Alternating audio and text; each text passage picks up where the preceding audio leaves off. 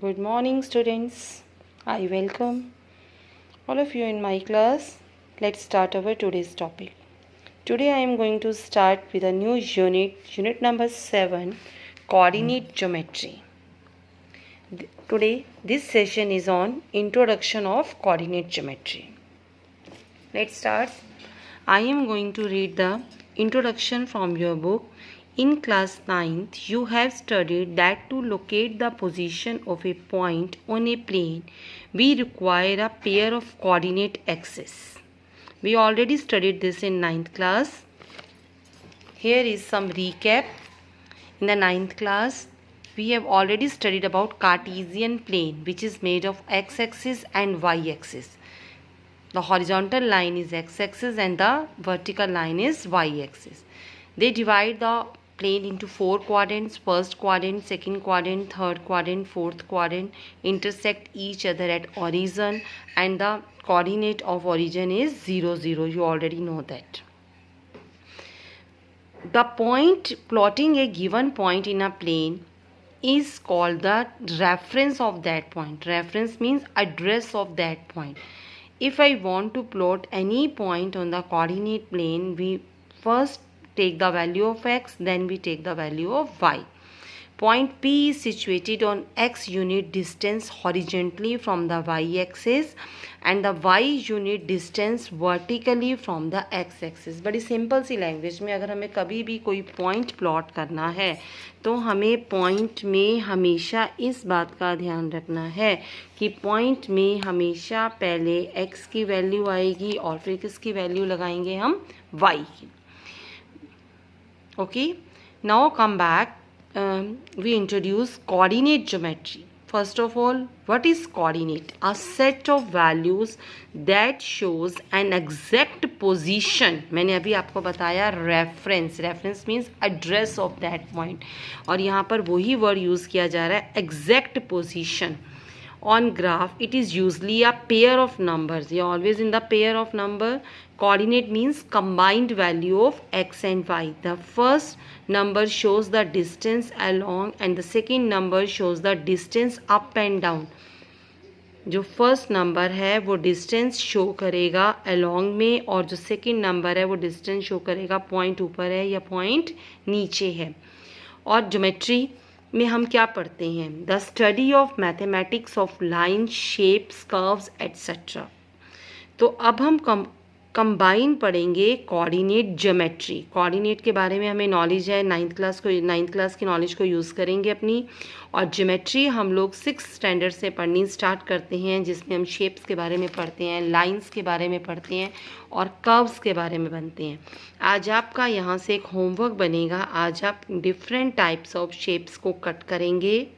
2D shapes are always 2D. तो coordinate geometry हमेशा किस में डील करेगी? 2 डायमेंशनल में. कोऑर्डिनेट ज्योमेट्री किस में डील करेगी? 2 डायमेंशनल में. 2 dimensional means in which one is length and second is breadth. तो coordinate geometry always deals with 2 dimensional. आज आपका होमवर्क रहेगा. आज आप different types of shapes cut करेंगे. Shapes different types of circle, triangle, rectangle, square, rhombus, trapezium, different types of shapes.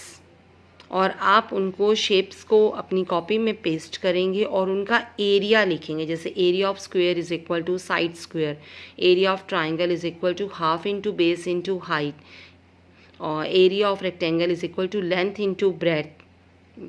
This is your today's homework. You cut 8 different types of shapes from colored paper and paste in your copy and then write the areas of that shapes.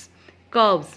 Curves के बारे में हम लोगों ने 8th class में भी पढ़ा है और हम लोगों ने 2nd चैप्टर में भी पढ़ा है. Now I am discussing what I am want to teach you. Linear equation. जब भी हम कभी लीनियर इक्वेशन का ग्राफ करते हैं, ये हमने 3rd चैप्टर में बनाया है, तो हमेशा हमारे पास एक स्ट्रेट लाइन आती है. और जब हम 2nd चैप्टर की बात करते हैं तो उसमें क्वाड्रेटिक इक्वेशन को डील कर रहे होते हैं, तो ग्राफ में ये कर्व बन जाती है. इस टाइप ऑफ कर्व को क्या बोलते हैं? पैराबोला. ये क्वाड्रेटिक इक्वेशन में बनती है. आप लोगों ने 2nd चैप्टर में 2.1 में भी शेप्स देखी हैं, बनी हुई हैं आपकी बुक के अंदर, different types of shape representing quadratic equations और क्यूबिक इक्वेशंस। लेकिन जब हम लीनियर इक्वेशन के लिए ग्राफ बनाते हैं तो लीनियर इक्वेशन का ग्राफ हमेशा स्ट्रेट बनता है। लीनियर इक्वेशन का ग्राफ स्ट्रेट बनता है। ध्यान से सुनेंगे इस पॉइंट को, ये मोस्टली आपका एमसीक्यू में आ जाता है। लीनियर इक्वेशन का ग्राफ हमेशा कौन सी लाइन बनेगी? हमेशा हमारे पास स्ट्रेट लाइन बनेगी।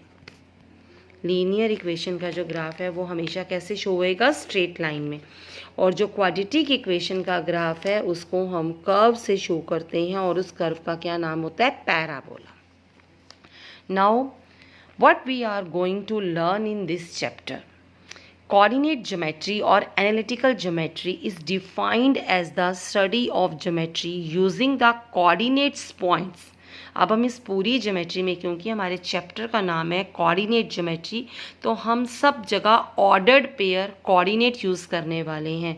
आपको कोऑर्डिनेट का मीनिंग पता है? Coordinate means combined value of X and Y. Is defined as the study of geometry using the coordinate points। By this geometry it is possible to find। अब हम इस geometry की help से क्या कर सकते हैं? हम निकालेंगे distance between the two points, किन्हीं भी दो पॉइंट्स के बीच में डिस्टेंस। अब लेट कर लो हमारे पास एक ट्राइंगल है और एक ट्राइंगल के हमारे पास 3 साइड्स हैं, तो हम इसकी लेंथ निकाल सकते हैं बाय इसके हमारे पास अगर वर्टिसेस गिवन है, मान लो पहला वर्टेक्स x1 y1 और सेकंड वर्टेक्स हमारे पास x2 y2 और थर्ड वर्टेक्स हमारे पास x3 y3। यहाँ पर आज आपको होमवर्क मिला है डिफरेंट शेप्स बनाने का। हम टर्न बाई सबको डिस्कस करेंगे।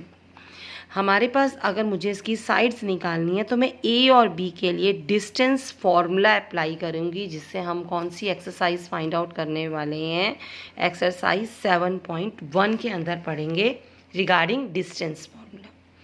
और अगर हमें कभी किसी लाइन के लिए रेशो निकालनी हो रेशो कि हमारे पास कोई भी एक सिंपल सी लाइन है, मान लो हमारे पास एक ए बी लाइन है 7 सेंटीमीटर, तो हमें वो पॉइंट फाइंड आउट करना है जो इसको 3:2 में डिवाइड करे।